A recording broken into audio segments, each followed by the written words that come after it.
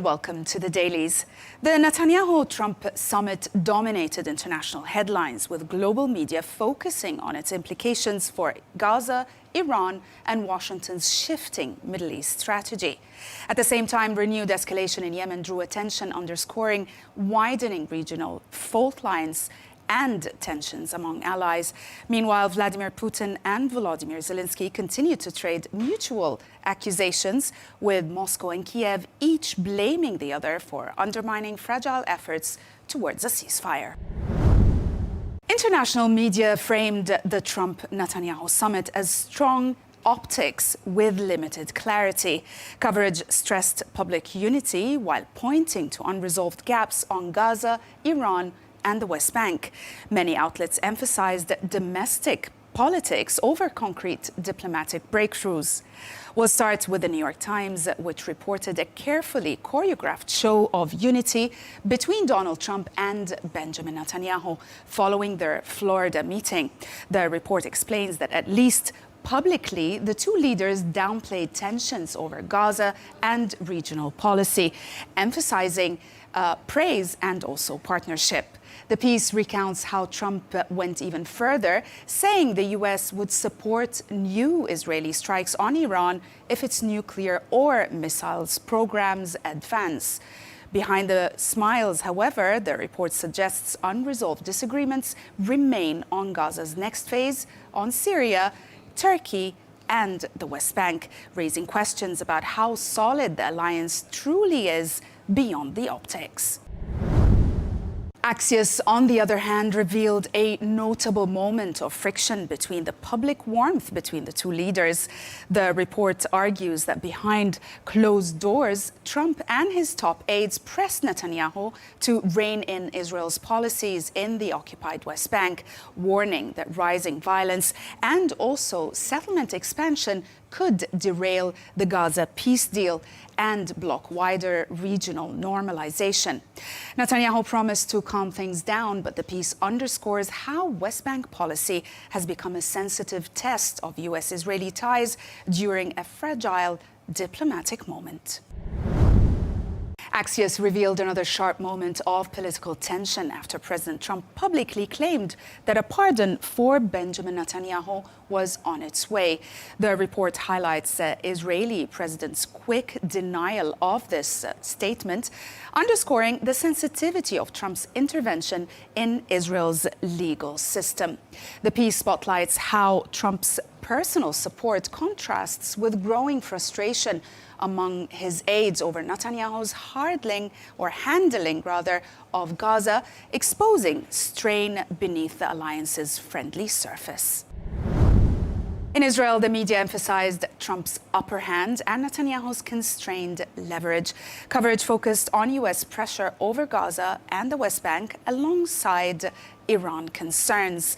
Commentators warned that positive optics masked strategic vulnerability. Israel Hayom argues that President Trump has firmly set the agenda for Gaza's day after, leaving Netanyahu unable to push back. The piece highlights Trump's plans to unveil his framework on January 15th, including an international oversight body, and also warned Hamas it has only a short window to disarm. However, the piece also notes Israeli officials publicly minimize the plan's immediate impact, but privately acknowledge it is a presidential decree Israel cannot challenge. The Times of Israel revealed growing warnings that Israel may be less prepared for a renewed clash with Iran despite rising tensions. The analysis argues that while Tehran builds or rebuilds its missile arsenal, Israel and the United States face depleted interceptor stockpiles and slow production timelines. The piece also concludes that discussions between Benjamin Netanyahu and Donald Trump underscore fears that future missile barrages could overwhelm defenses, making any new war longer, deadlier, and harder to contain. الشرق الأوسط Pan-Arab publication reported a sharp escalation in Yemen, where the Saudi-led Arab coalition carried out a limited airstrike on a weapons shipment at Mukalla port. The report quoted coalition officials who say the cargo arrived illegally and posed an imminent threat to stability in eastern Yemen. The piece framed the strike as lawful and precise, underscoring how fragile Yemen's de-escalation remains, with rival factions and unauthorized arms flows still capable of reigniting wider conflict. After Israel's highly controversial decision to recognize Somaliland as an independent state, Al-Sharq al-Awsat explains why the Houthis recognize this or consider this recognition as a serious security threat. The piece argues that Somaliland's strategic position near the Red Sea and Bab el-Mandeb could give Israel a new military or intelligence foothold. It goes on to say that for the Houthis already in conflict with Israel over Gaza and shipment lanes, this raises fears of encirclement and future strikes, escalating regional tensions involving Yemen and beyond. Another story remained in focus internationally was the developments in diplomatic efforts to end the war in Ukraine. Politico examined new details from talks between Volodymyr Zelensky and Donald Trump, revealing that Washington has offered Ukraine 15 years of security guarantees as part of a draft peace deal. The piece highlights Zelensky's welcoming reaction, yet noted that the Ukrainian president is pushing for a much longer protection, arguing Ukraine needs decades of assurances after years of war. Newsweek reported Zelensky's pushback after Donald Trump said Vladimir Putin wants Ukraine to succeed after a peace deal. The piece quotes Zelensky, who said in a TV interview he does not trust Putin and sees no real signs that Russia wants peace. Also, he rejected the idea of Russian help in rebuilding Ukraine, saying Moscow should pay reparations instead as talks continue over US-backed security guarantees. The Telegraph examined how Vladimir Putin's claim that Ukraine targeted his residents could derail fragile peace talks. The analysis argues that the allegations give Moscow a pretext to reject Donald Trump's proposal deal and shift blame onto Volodymyr Zelensky.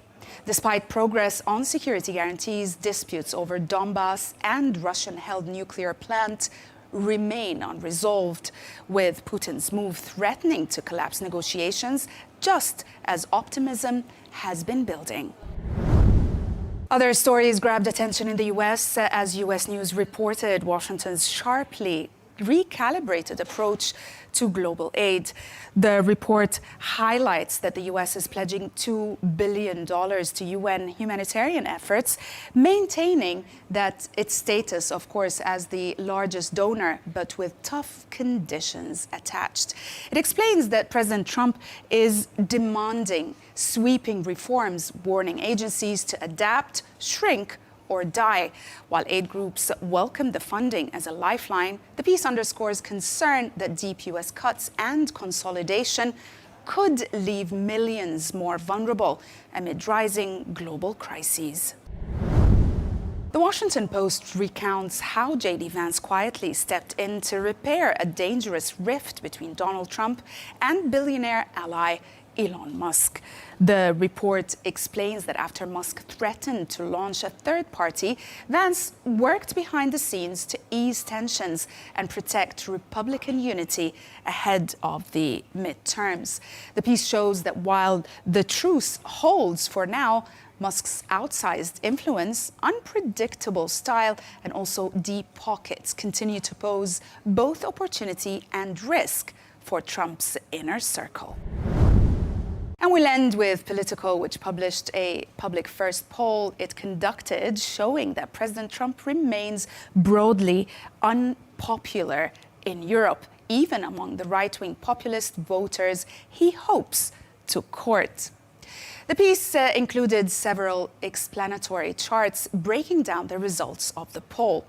The first chart shows As you can see here, the first chart shows Britain's reform supporters are split roughly evenly. Only about a third of right-wing voters in France and Germany view Trump favorably. A second set of charts also highlights deeper skepticism among the general public, with large majorities in France and also Germany holding negative views. Also, we have a third chart comparison that shows that populist voters admire Trump's country first style more than their own leaders, yet still distrust his impact abroad. Overall, the piece suggests that Trump's influence in Europe is far weaker than he assumes. That's it for today. Thanks for watching the Dailies, only on Al Arabiya English.